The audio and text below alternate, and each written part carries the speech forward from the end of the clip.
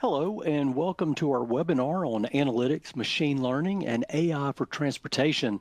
Today, we're talking with two of MercuryGate's business intelligence experts who understand the critical role of data and analysis in transportation management and improving efficiency across your supply chain. My name's Michael Willard, and I'll begin our conversation in just a moment. But first, I want to cover a few quick housekeeping items. All attendees on today's webinar are muted. This session is being recorded and we'll share it with you shortly after it concludes. You can also look for a recording of the webinar in the resources section of our website at MercuryGate.com. It should be available a little bit later today. Our presenters have a lot of information to share, but we are planning to field your questions at the end of the conversation. Please submit those questions at any time using the Q&A feature in the On24 webinar platform. We'll respond to as many of those questions as possible during the course of our broadcast. With that out of the way, it's my pleasure to introduce our industry experts joining us today. Steve Blough is the Chief Innovation Officer at MercuryGate, where he's the architect of MercuryGate's smart transportation platform. He co-founded MercuryGate in 2000 and has more than 25 years of experience in the design, development, and integration of supply chain information systems that have achieved dramatically lower cost for our customers. Kevin LoGuidice is the Senior Vice President of Business Intelligence for MercuryGate. He's been leading software development, innovation, and business intelligence for our team for more than 2 decades. During that time, he's led teams in a variety of projects, from data integration and establishing real-time data pipelines between systems to data analytics and business intelligence projects, where we create visualizations on customer data to help discover new opportunities and insights. Welcome to the webinar, Steve and Kevin. Thank you guys for joining us. Great to be here. Yeah, great to be here. I'm going to jump right in at the deep end, guys, and start with you, Kevin. What roles do data analytics, machine learning, and AI play in today's logistics landscape? That's a great first question, Michael, because it really outlines important areas of visibility into operations. If we start with the term data, right, we hear this all the time. Data is really just another way of saying a collection of measurements, right? And these measurements help us capture the dynamics of the real world. Dynamics of our internal business operations, sure, but dynamics of perhaps carrier and vendor operations as well. And we need measurements to have a quantitative baseline for decisions effectively. How do we know if we're improving if we're not measuring? And unfortunately, we tend to forget things or ignore things if we don't measure. So reporting is really what allows us to see these measurements. Reports show us what is or what was, how many orders, loads, or invoices this month, last quarter, or last year. Analytics really helps us understand the why, right? It's about identifying what correlates within the data, essentially combining your results from reporting. For example, if you're capturing planned and actual shipping dates, right, you'd be able to analyze shipping and delivery performance. Sure, you could say, show me all the loads with actual dates that didn't match, and this is certainly didn't match the estimated, and this is some form of prediction as well. But you'd be able to create new measurements by, say, subtracting the two and categorizing them. So you could say, hey, show me the delays that are 8 hours late, 6 hours late, 2 hours late. And this not only exposes operational inefficiencies, but it's providing you with actionable insight. You could solve the 8 and 6 hour issues first and working your way down to the 2 hour issues. Machine learning algorithms are about what might be, right? They're the foundation of forecasting and prediction. How many orders, loads, or invoices can I expect next month, next quarter, or next year? Now, we've been using statistical techniques, moving averages, linear regression, exponential smoothing to forecast things for decades. And it's quite effective if you only want to consider a few variables. You know, show me transaction counts or freight spend over some period of time in the future. Machine learning algorithms really shine when you start to consider a lot of variables, right? We bring all those variables into a single data set, and that's modeling the real world, and then use these algorithms to estimate and predict values in the future. And because that data model is capturing lots of different measurements, we get results that reflect the real world dynamics more accurately. And we also get confidence intervals. So we generate confidence intervals to help us consider the probability of those results. Steve, what do you think? No, I think you make some great points. I mean, as we start to get that data out there and we start to do the machine learning to understand the patterns that exists on all those variables you talked about, right? The system can start to make logical recommendations of actions and to achieve or even avoid that what it's predicting will happen. So, it's not just doing that and then saying, hey, go figure this out from this graph that I've given you. Yeah. The tools today allow you to get that information back in a natural language kind of thing that tells and describes to you what the recommendation is. So it makes it much easier to understand for at least someone like myself. Okay, so as we're talking about all this data, I know this is an important topic too. How important is clean data for these reporting, analytics, and machine learning activities, Kevin? Yeah, it's critical, right? Clean data not only improves accuracy, but it provides more measurements. And so when it comes to forecasting prediction, the more data, the better. If the data is not correct, not only are our decisions going to be misinformed, but any calculations or forecasting is going to be way off. When people hear the term accuracy, we often think of numbers, right? Errors in charges or weights, for example. However, missing data is far more common. Unfortunately, if we don't have a value for a given variable, there's really nothing to look at. We must omit the whole transaction from the data set. Timeliness is also important. Decisions need to be based on timely data and information, right? It's important to understand how current your data is and the timing of those data feeds. For example, typically carrier EDI data channels get a bad rap for being slow. But technically, it's not the technology or the transfer of the messages that are slow.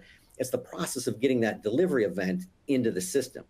So if you think of like parcel carriers, they're having you sign for the delivery right on your porch on a tablet, which is then getting propagated up to the cloud and disseminated to all the different systems. Compare that to a dock delivery at a distribution center where the driver is adding the BOL to a paper stack, and at some point after lunch, it's getting electronically put into the system. So important to understand the timeliness of those data channels. And really cleaning up your data just starts with building reports to expose the gaps. For example, you can build reports that show all the missing transactions with carrier mode or missing country code or payment terms. Certainly, if you perform a lot of reporting on geography, using a third-party tool for address validation helps clean up the data. And then, of course, data is very dynamic. So scheduling these reports frequently and making concerted efforts to improve the quality is really the beginning of good data management. Steve? Yeah, that's a great point, Kev, right? So not only is timeliness of data a type of data corruption, so is missing data. We often don't think of that as being data corruption, but it is. So events that should happen but didn't. And we're not good at a lot of times focusing on the completeness of information. I see it often where loads get picked up and they never get delivered.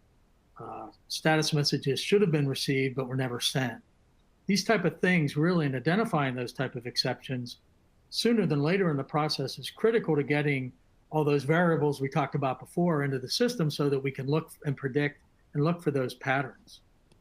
So some of our best customers actually rank their carriers not just based on timeliness of data, but they rank them on completeness of data as well and reward them by paying them quicker for providing quality, timely information.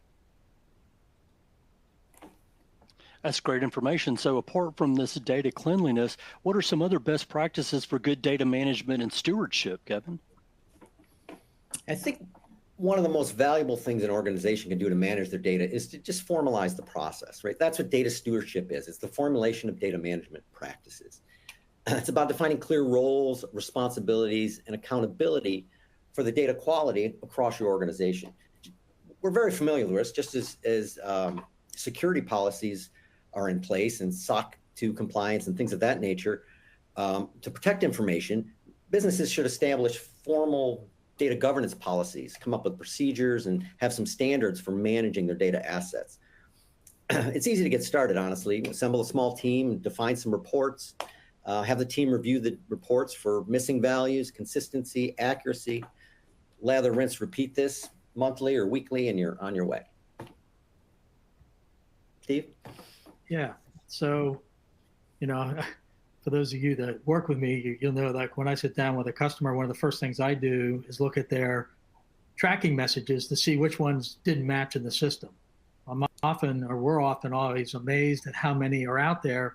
And it's not so much that, that the system's set up wrong or something's set up incorrectly, but, the carrier is now passing a pro that they've identified on the load instead of the pro that was put into the system. Or, I also see, like, one of them, I remember the carrier is literally passing in the wrong SCAC code, so that never matched in the system. And we're not talking about a couple records, right? Like, I'll go in and see hundreds and hundreds or thousands of loads and tens of thousands of tracking messages for those unmatched loads. So it's a big deal. So reporting, identifying, and correcting that type of stuff is key to streamlining much of the throughput of what's going on in the system. I think of the workflow steps, right? Kevin and I have been working with AWS and looking at, hey, look at these workflow steps and help us look for patterns. Like, what type of steps aren't getting completed or aren't getting completed on time, and then are there locations where that's an issue, users are having issues, those type of things, right? And those type of patterns are fundamental, and it's really important, right, to be able to look at those like workflow steps, that, like, things like that, be able to identify, how can I correct this? How important is that? When I think of visibility, to me, that type of stuff is as important as knowing where freight is when it's moving. I can't do a lot about freight that's moving, that's running late, other than reschedule things. If I see it's late through my workflow, guess what? I can now take action and maybe expedite or use a different carrier, and then look at those patterns and eliminate those expedite type of moves in the future. So the more we let data corruption not get corrected, we miss more information and our processes become more ineffective. Okay, so how can businesses leverage data to streamline operations and increase efficiency once they've gotten the management and the cleanliness part taken care of? I think the idea of leveraging data can be daunting to some businesses. I think there's this misconception that it's expensive, requires sophisticated tools, and eats up time and labor. However, exposing performance bottlenecks really can be as simple as generating a report on a single metric. For example, planning orders and then canceling them takes time, labor, and capital. So you could set up and monitor the number of canceled loads for a given period. Knowing the percentage of canceled loads to delivered loads certainly can provide insight into the efficiency of operations. We see this all the time. A classic example is an order gets planned and booked with a carrier from one warehouse. A few days later, it goes to get fulfilled, and they're out of stock, right? Someone has to cancel the load, cancel the tender to the carrier, replan the load, retender, rebook it, right? When inventory is not managed well, it's a burden on the whole transportation leg of the supply chain, drives up costs. The order might have to change modes and go from ground to air to arrive on time. You do that enough and it really adds up. But tracking and identifying these types of issues can go a long way in improving operations. And the TMP sits in the middle of all these systems. So it's talking to the OMS, the WMS, the financial system. It's talking to carrier systems and vendor systems. So you can see performance bottlenecks throughout the entire shipping process. Steve, your thoughts? Yeah, it's interesting because, as you think about analytics, right, they don't only show missed opportunities, but they can also show ways to merge things in transit in a different way, as well as, leverage and use backhauls. Improved processes don't always mean workflow. It can also mean the efficiency of tubing out trailers, as well as, getting rid of that empty space in the supply chain, if you will. We're doing more and more with analytics with our shippers to identify, ways they can eliminate, improve their cubes of their trucks. Also looking for partners for, backhaul, not just backhauls within their own network, but backhauls across either other customers or even from third parties like an Amazon or a Penske or someone like that, right? So we're combining data from multiple places, working in conjunction with our shippers and providers to see are there good synergies here. And that's the type of analytics that are huge, right? I always kid that when I started the business, a third of the trucks going down the road were empty. Well, now it's like 30% of the trucks going down the road are empty. So it really hasn't changed in however many years I've been doing this. Right. And, it's not going to change until we really start to do things differently. And it's not just saving money for the shipper and the carrier, it's also eliminating greenhouse gases that would have been used for another move, right? By leveraging that backhaul. So these are getting more and more widespread in our ethos, at least. Okay, so you've mentioned some transportation applications there. How can businesses use this information to begin to monitor and predict performance of their carriers? Before we can predict anything, we need to be monitoring it, since all the machine learning algorithms depend on historical data. Monitoring carrier load execution, really, performance starts with sort of what I mentioned before, right? Just taking the plan dates and the actual dates, your ship dates or delivery dates, and comparing them. And then you can identify the offending carriers without these values, first off, right? So cleaning the data. Resolving might just be as simple as contacting the carriers to authorize additional appointment codes to be sent over, either via EDI or web services. Certainly can also enter manually. Even leveraging distance calculators to help in the planning process and eventually the estimation process. So then you can start to categorize everything. Show me carriers that were late last week or last month. You can rank by hours, as I mentioned before, but you can also expose the carriers that have more offenses than others, right? If you just were to compare the planned delivery dates versus the actual delivery dates and just span those out over a month, 6 months, or a year, how often is that carrier late? That kind of stuff. And so if we're only looking at forecasting on a couple of variables, like that example there, again, we'd use statistical techniques to give you a prediction or a forecast. When you want to consider lots of variables, then we need to build a data model and leverage the machine learning techniques and algorithms. So it wouldn't just be estimated delivery date versus actual delivery date. Now we want to start to bring in those pick and drop locations, right? We want to try to capture the loading and unloading delays, which are going to vary by facility. Obviously, more congested facilities are going to have perhaps longer pick and drop times. We might want to consider lanes, right, which affect travel time. Some routes are certainly faster than other via congestion or speed limits, or just point to point. And maybe even look at geographic areas, right? So certain zip codes and cities, pick drop events in New York City are certainly probably going to be more timely than, say, Buffalo, New York, something of that matter. When people think about carrier performance, they're just considering load execution. Carrier performance really spans the entire life cycle, shipping life cycle. Everything from unfavorable rates to rejected tenders. How often is that carrier rejecting those tenders? 20% of the time, 30% of the time. Poor visibility, as Steve mentioned earlier about the 214 messages not matching or not getting the status messages. Everything, even to late invoices. After it's been delivered, maybe they're invoicing you late and they're incorrect invoices. All that has a cost downstream. And so monitoring really starts with reporting and analytics, but eventually once forecasting and prediction is in place, especially with all these types of variables, it'll reduce labor. So once you set all this up, that data set grows and becomes more valuable. It captures the history for that carrier, for example, or all the carriers, depending on how it's set up, and it reduces labor. So imagine the system is indicating to you that there's increased chances of invoicing errors with this carrier.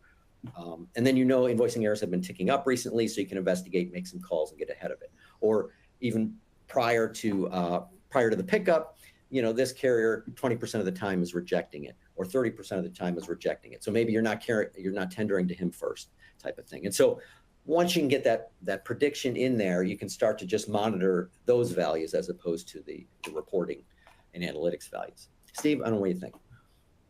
Yeah, it's kind of exciting, when you see what's going on in the world, of course, with, think of the Internet of Things data, right?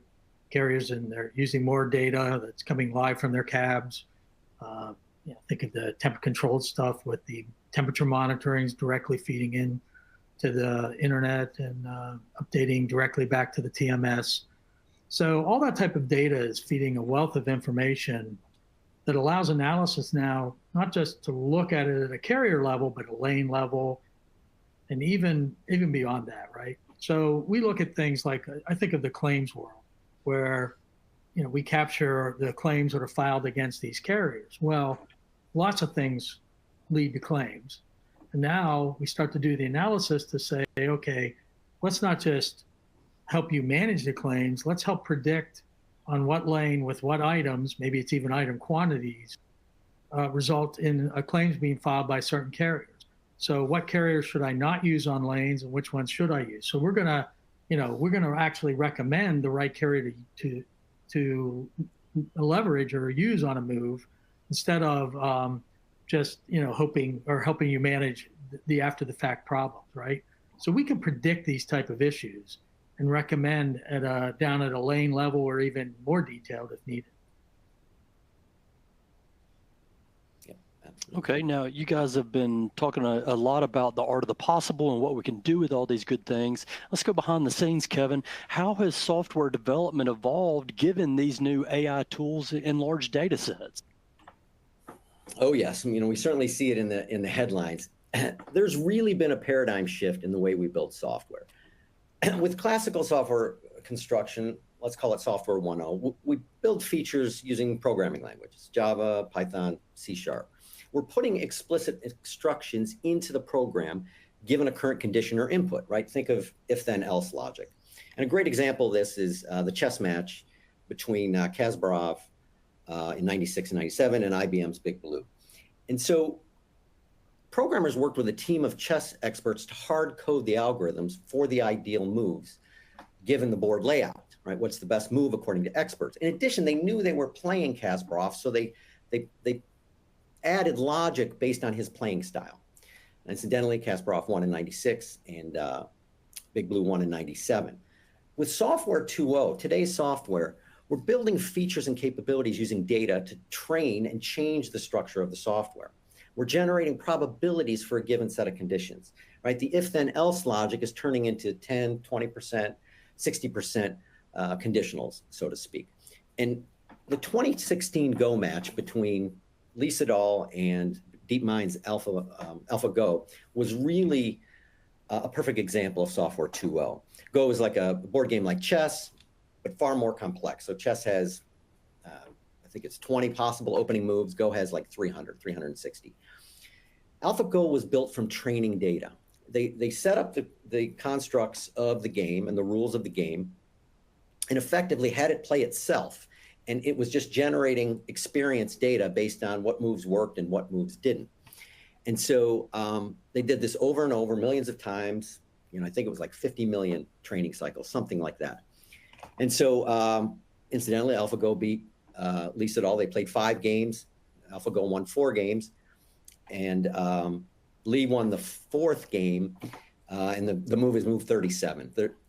AlphaGo made a move that no human would make, and Lee capitalized that and ended up winning the game. And when they looked at what happened, basically there weren't any probabilities that were favorable, and so it just randomly picked one. And so it's incredibly profound what we can do with software now with software 2.0. We can solve problems historically that we haven't been able to do it. And this act of building the software by training it, by presenting data, is where you get the learning from. Training, of course, is associated with learning. There's a great YouTube video on AlphaGo and this match on YouTube. And move 37 is, the pundits, there's still hope for humanity. My son actually has a layout of move 37 on a T-shirt that he wears. But anyway, it was really a Wright brothers type moment in 2016. Now, the idea that machines can learn is quite romantic and great for headlines, but behind the scenes, it's really just math and mostly algebra. Yeah, I'm just, you highlight the Wright brothers there, Kevin. Kevin and I are pilots, so we're always kind of chatting about the advancements that aviation has made. So when you think of the software, right? Not that long ago, we were all flying manually, or if we were lucky, we had an autopilot. Now planes literally have a button in it. You press and it'll, if the pilot becomes incapacitated, you could press this button and it'll actually decide what airport to fly to, put the plan in place, contact air traffic control, fly to that airport, look at the weather and all that good stuff, land the plane, and turn the engine off in the middle of the runway. Now, as soon as they said they were doing that, right, the human factor comes into play. Like the FAA's like, you're going to do what and call who to tell what's doing.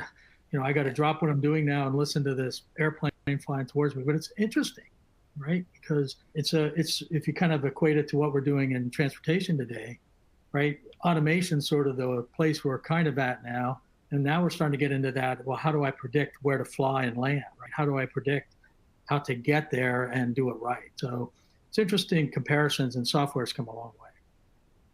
Yeah, that's a nice segue, Steve. We hear a lot about machine learning, detecting patterns in data, and you've mentioned that here during our broadcast. Maybe, Kevin, can you provide some more examples where this is happening in transportation in the world that we operate in here with MercuryGate? Indeed. The patterns are the relationships between the variables within the data set. To put it in transportation context, when people think prediction or estimation, right? ETA comes to mind, estimated time of arrival. Of course, estimating time of arrival is a complex problem. We've got an enormous number of variables and lots of uncertainty. And a good example, try to simplify it a little bit, would be an ocean voyage, right? Where ETA, we think, okay, it's predominantly based on transit time. Now, at first glance, we might say, oh, that's pretty simple. The distance between the ports is fixed and well known. And, Steve brought up aviation, right? Well, that's the same, that applies in aviation as well. The airports are at fixed distances and they don't move around a lot. And so, but we've all experienced the the delays with commercial air travel. And so to estimate more accurately, we really need to think about more measurements. What things could we include in our data set to get better predictions on, say, a vessel time, transit time? And so, right, how about in-gate and out-gate metrics on the various ports, right? Less busy ports are certainly going to do a better job of loading and unloading, for example. And so that's going to be incorporated into transit time. Transit time point performance data for giving shipping lane would be important. So that would start to, some lanes are slower than others because of wind or currents. So you'd start to get that into the dynamics. Certainly busy choke points, great map up here, right? So certainly you can see the different choke points, more or less, Panama Canal, Strait of Malacca, Cape of Good Hope there at the bottom of Africa, right? So if we're incorporating those and we're incorporating that congestion into the model, we might even consider certainly the size and type of the ship, which is what the different colors are here, that each color is a different type of a vessel. And you might even go as far as capturing, say, the draft of the ship, right? How far it sits in the water. They have those measurements on the side of the vessel. And so a heavier loaded vessel is going to move more slowly.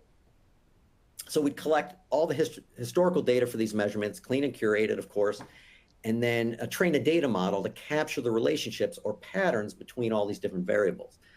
At some point in the future, if you want to estimate an arrival time of a new voyage, you would feed in the details of the expected voyage and receive an arrival estimate with some probability. You would see higher probabilities for a wider range of intervals, right? So it would be 100% chance within a week. It would arrive, there's a 50% chance within 3 days, a 10% chance it's going to be within these 8 hours, that sort of thing. And it would certainly be the same approach with any other of the carrier modes, truckload or LTL, for example, except now there's more variables to consider and put into that data model. Certainly we've got multiple routes. It's not really just point to point. We'd have time of day considerations. Maybe there's one lane construction, weather, things with inclement weather, and we're entering hurricane season now, things might travel more slowly. The real world is a complex space. Steve, what do you think? Yeah, no, it's a great example, Kev, and even the, I'll call it a simple example with lots of variables, right? And I say it's a simple example because when we start to look at the complexity of calculating ETAs, yeah, the ocean leg's important, don't get me wrong, but think about, I've got someone manufacturing something for me somewhere in China, and I need to get it to my plant in Kinston, North Carolina. Well, it's not just an ocean leg, right? There's dray, ocean dray, maybe rail, maybe another, transload somewhere, who knows?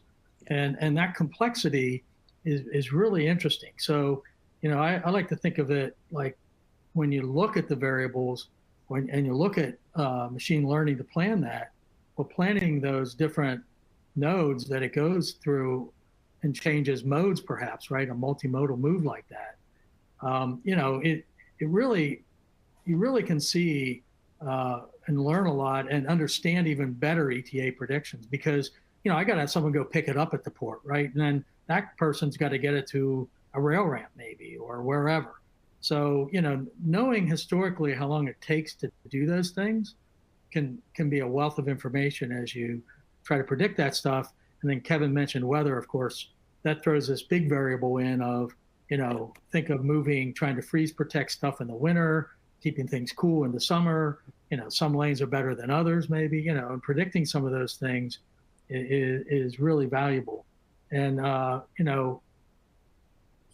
doing that saves not just time and money, but also can save, customers, right? If they know when things are going to arrive, and you don't have to deal with that angst from clients, right? Okay, so let's go a little bit deeper into what machine learning can do. How can machine learning benefit strategic decisions for our customers, Kevin? Yeah, great question. Great question. It helps reduce human bias. If you think about decisions for a minute, decisions are effectively tactical solutions based on the strategic models that we've built in our head. Right? Our brains work by making models of the world and constantly assessing our expectations with what we learn from our senses. Right? The information that we build these models out of are from our senses, sure, but also our priors, all our historical experience about a given topic.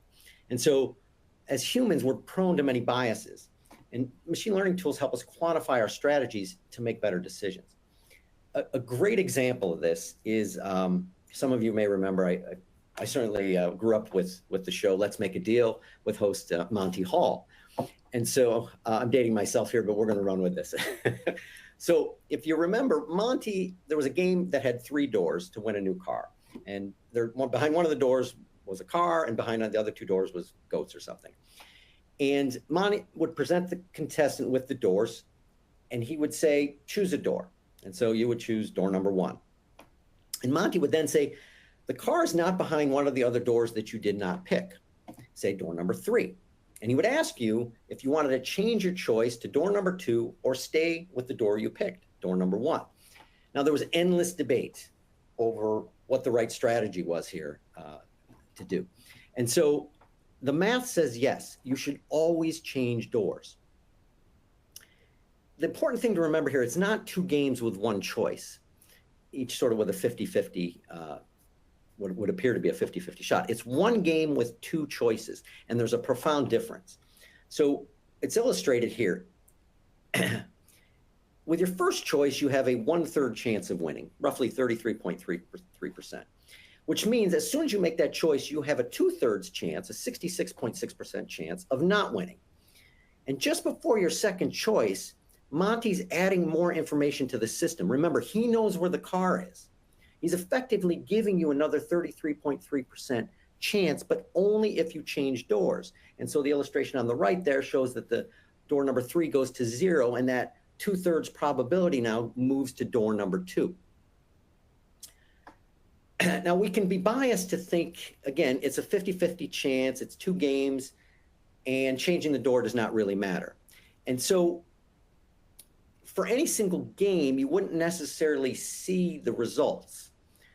And you wouldn't be able to necessarily capitalize on changing doors. But if you iterate this game many times, you would see there's a higher probability of winning if you change doors, right? There's roughly twice as many winners that change doors that don't change doors. So you got to run the game 1,000 times, 10,000 times, 1,000,000 times, and you'd see that it'd be obvious that there's more winners if you change door. And this is what machine learning algorithms do for you. They're playing the game over and over and over with each training cycle, millions of times, to expose and quantify the relationships in the data for you. Okay, so maybe let's talk about challenges. What are challenges that you might see in using data to drive your decisions? Right. As people, we think that we make decisions based on information, but really we make decisions based on what we believe. The classic example, again, growing up, right? The Bermuda Triangle, all the missing planes and boats in the 60s. It doesn't have any more accidents than any other area. It's not even listed as one of the more dangerous shipping lanes, yet it's permeated our culture, word of mouth and propaganda. And so we're biased to think one thing based on that model that's been built in our heads. Or I was just watching the Berkshire annual meeting, and Warren was mentioning the clauses in businesses, right, where they have clauses stating executives can't fly on the same airplane together, when really it's after they land, they get in the same car. They shouldn't be in the same automobile together. They should have clauses for that. So to help with human bias, we really need to stop and smell the data. And our brains are typically wired to look for the signal. We really need to be looking for sort of the noise. AI and analytics can help reduce bias and noise, basically, and help us make better decisions. Steve? Yeah, it's interesting because, one of the biggest challenges I see as I talk to our customers is, we're really wired for reporting, not for analytics, right? So we want to know, we want to see all those reports, those great reports, and not that reporting is important, so don't take it that way, but we want to see all those great reports telling us what's going on, right? But understanding that analytics, as Kevin said earlier, is really the why. You have to start to think about the issues that we start to build with that, right? And I was talking to a real large logistics company not that long ago, and they said, we go out and hire data scientists, and they come in and they build these data lakes, and all I get are reports still.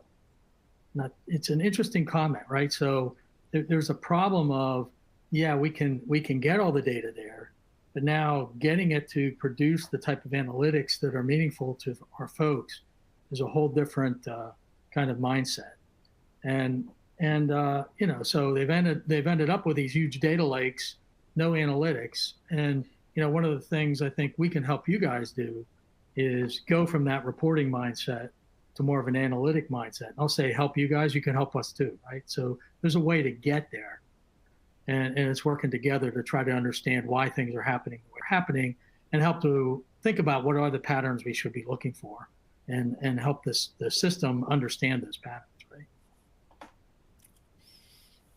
Okay, so again, I'm hearing a little bit that more data we have is the better. Kevin, do we really make better decisions with more data? Yes, but we still need humans to make sense of it. We can't expect some AI magic to give it meaning. An example of semantics would be causation versus correlation, right? Increased sales of sunglasses and ice cream are correlated, but certainly not caused by each other, that sort of thing. The more data we have, the more careful we need to be about mistaking correlation and causation. In statistics, data science, what's called overfitting the data. Growing up, I recall the Super Bowl example, right? This is a once famous leading indicator of economic performance.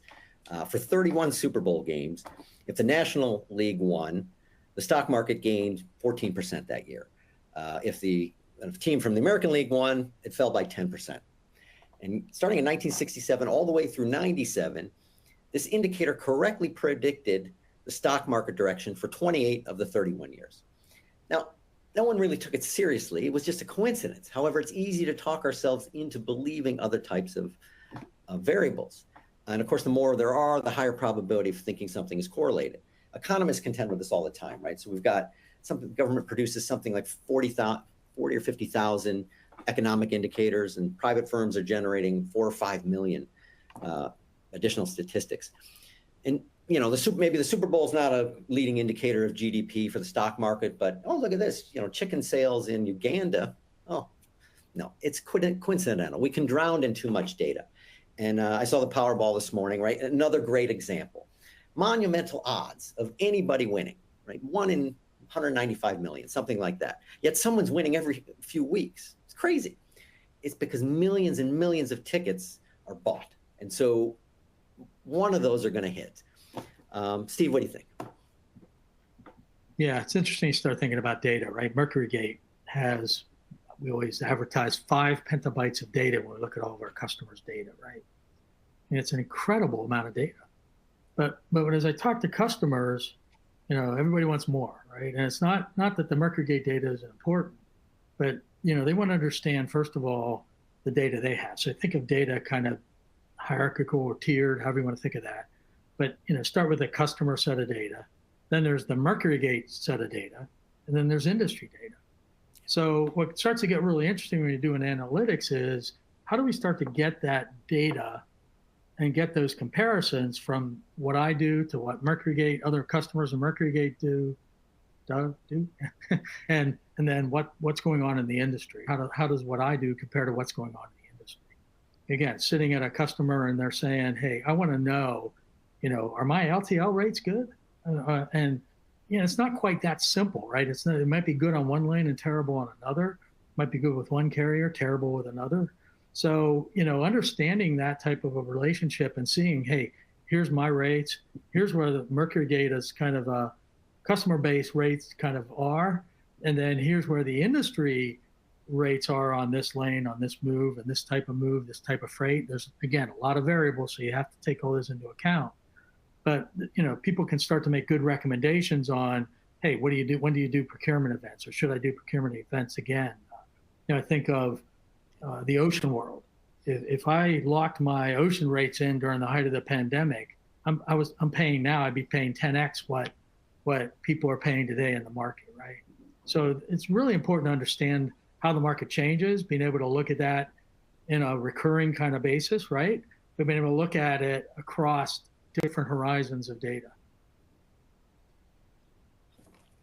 So AI technologies are good at automating repetitive tasks. We've talked a little bit about that and patterns, detecting the patterns. Where do you see this technology being used in the workplace going forward? Indeed, yeah. The technology certainly help us work better. You look at tools like Copilot or ChatGPT, right? They're collaborative and complementary to our everyday tasks. And they really are, at their foundation, they're allowing us to access and organize knowledge and information. And I think certainly with any innovative technologies, you're going to have various levels of adoptions. Look at the history of the mobile phone, for example, right? And now we can't live without it. Tools and technologies really have always been extensions of ourselves. And I think back to the early 2000s, right? The Moneyball era with the Oakland A's, right? It's 2002, something like that, where they set the American League record, 20 straight wins using statistical analysis to overcome their budget constraints. And Michael Lewis wrote a book about it, and there was a movie with Brad Pitt, of course. And this really kicked off another man versus machine conflict. In this case, scouting versus statistics. But if you look at what happened, so some teams actually took a pure statistics role, reduced their scouting budgets, and it didn't perform, right? The Blue Jays come to mind for 3 or 4 years there. But look at how the league evolved. And it was really a combination of the statistical analysis and the scouting expertise, the humans and the technology coming together. Basically, that allowed the Red Sox to win the World Series in 2004. First time in 86 years, right? So information is fuel for any prediction algorithm, right? And by combining the human element with the statistic element or the data, we're getting more information, and therefore we're getting more fuel, and so we're going to get better predictions. But we're always going to need people to give data meaning. Anyway, Steve, what do you think? Yeah, I think, automation is certainly what a lot of folks strive for today and think about today when they think about the processes, right? But to do automation, it really requires the capturing of expert information. I think of the person that knows, think of a brokerage operation where you have that broker that gets a phone call and off the top of their head can quote prices, know what carrier they're going to call and get to move the freight, blah, blah, blah. Well, what's happening now is more and more people are building that type of information into the system to help automate the workflows so that anybody can move freight, maybe not as efficiently as the guy that knows it by heart, but a lot more efficiently than trying to learn it and do it all from scratch, right? And I think of I see it as well, we have a lot of folks that do cryo pharma moves, right? And a lot of workflow processes, a lot of things have to happen for that to work right. Like what kind of container do I need, right? And to make that work, that information gets captured in the system and then and produces a level of automation that's very sophisticated. So it's not just doing things automatically, it's recommending and doing things the right way, right? So. Okay, so let's bring it again back to transportation. What areas of transportation specifically do you feel like artificial intelligence and machine learning technologies, where will they be adopted first, Kevin? Yeah, certainly at the interface level, I think we're starting to see it with tools like Copilot and chatbot type activities. They're being incorporated into enterprise software, right? We're seeing it in Microsoft 365, Salesforce, and their CRM suite. You see it in the different customer experience software packages. And I think that's going to continue as enterprise systems evolve and become more collaborative. And so for transportation, I think we're going to start to see those kind of things being incorporated, certainly. I think we're going to start to see many of the traditional statistics and heuristic calculations evolve to ML approaches.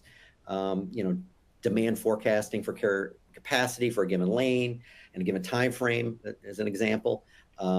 We collect data for past number of periods and project out for some number of periods. I think, capacity and distance have heavy cost structures. So route optimization is certainly a good candidate. Optimizing pickup deliveries and routes can lead to big savings. If we think about how you select a carrier, or how most customers select a carrier, and it's give me the least cost rate, right? We see a lot of customers that just least cost rating type of thing. And that matching process is almost like a dating app, right? And you would never have a dating profile with one variable, your hair color or something, right?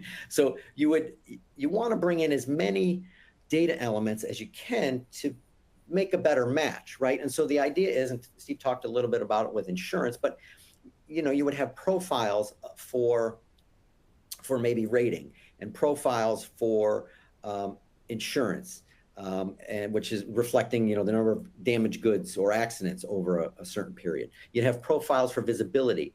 You'd have profiles for incorrect and late invoicing. And so all these issues within these areas affect the bottom line downstream. And so the match process would consider all of these different profiles, the rating profile, insurance, performance, claims, right? And so you'd be able to, quote, swipe left with more confidence, more or less. You'd get a better match. And we talked about strategy earlier, right? You won't necessarily see issues in these areas with any one shipment or move, right? But each shipment is not one game with one choice, the carrier rate. It's one game with multiple choices over time. And so you're trying to expose those relationships in each of these areas when you try to select that match, so to speak. To go with the analogy, Monty's adding more information to the system before booking, after booking, over time. You want to try to leverage that and capture that. Steve, what do you think? Yeah, it's interesting. You talked about least cost carrier rating, and one of my pet peeves is you go into folks and they say, "Oh, we don't need to optimize. We just pick the least cost carrier." Well, it's kind of like picking door number one, right? I mean, yeah, you're getting the least cost carrier on a move, but is it the right move to put your best rated carrier on, right? And as you said, there's a lot more variables to consider, but even looking at cost, if my least cost carrier only does 10 moves, the first 10 loads that drop in the system are going to get the cheapest carrier, right?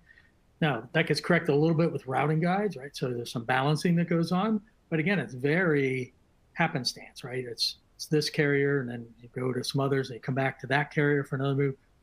When you go to optimization, even if you're doing full truckloads, optimization is going to make sure you're using the right carrier for based on the set of loads you have today for that load, right? So it's kind of a neat thing. And when you think of our multimodal optimizer, it already has a bunch of AI stuff built into it. If for those of you that have used it, like you can say, well, what's the max number of stops I should use? Well, stop charges are graded or gradational. And, just because you keep adding stop charges doesn't mean consolidations even make sense. So you might have this group of loads and it'll tell you, hey, in this group of loads, don't do more than 3 stops or 4 stops with these carriers that you have, right? And the same thing is true for like max out of route coefficient, like how much out of route should I go? Again, there are some real world constraints there, like some carriers are not going to drive, way out of a route to go pick something up. But nonetheless, MMO will tell you for the cost savings, right? Because a lot of the carrier rates are per mile and all that kind of good stuff. It'll actually tell you the best way to do it. So it's using AI to make those determinations based on the data that we've given it.